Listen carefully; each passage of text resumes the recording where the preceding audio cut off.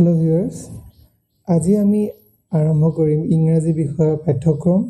এই প্ৰজ্ঞাজ্যোতি একাডেমীত আমি চেষ্টা কৰিছোঁ এই ইংৰাজীখিনি সহজ সৰলভাৱে বুজাবলৈ চেষ্টা কৰাত, লগতে ইংৰাজী অসমীয়া সানমিহলি কৰি আমি এই ভিডিঅ'খিনি আপোনালোকৰ মাজত আগবঢ়াই দিবলৈ চেষ্টা কৰিছোঁ, যাতে ই সহজভাৱে বুজি পাব পাৰে। আজি প্ৰথম পাঠটি হৈছে পাৰ্টছ অফ স্পীচ, অসমীয়াত যাক পদ বুলি কোৱা হয়। পাৰ্টছ অফ স্পীচৰ ডেফিনেশ্যন বুলি ক'বলৈ গ'লে যদি কোৱা হয়, parts of speech are categories that are used to describe the function of words in the English language. আমি প্ৰত্যেকেই কিছুমান ৱৰ্ড লগাই কিছুমান শব্দৰে আমি মনৰ ভাৱ ব্যক্ত কৰোঁ।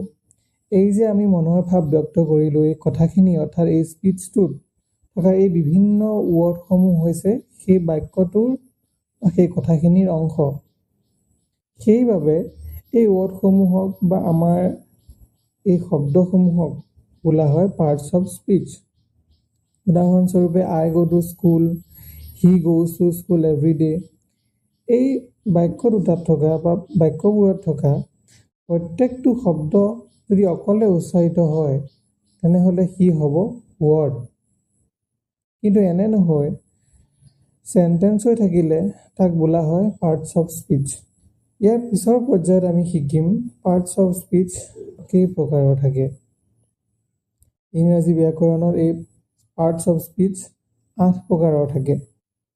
এই 8 প্ৰকাৰসমূহ হৈছে ক্ৰমে নাউন, প্ৰনাউন, ভাৰ্ব, এডজেক্টিভ, এডভাৰ্ব, প্ৰিপজিশ্যন, কনজাংশ্যন আৰু ইণ্টাৰজেকশ্যন। এই প্ৰত্যেকটো ভাগৰেই নিৰ্দিষ্ট সংজ্ঞা আছে, এই প্ৰত্যেকটো ভাগৰেই নিৰ্দিষ্ট বৈশিষ্ট্য আছে। সেইসমূহ বৈশিষ্ট্য বা এই গোটেই ভাগসমূহ বিস্তাৰিতভাৱে আমি পিছৰ ভিডিঅ'ত আলোচনা কৰিম।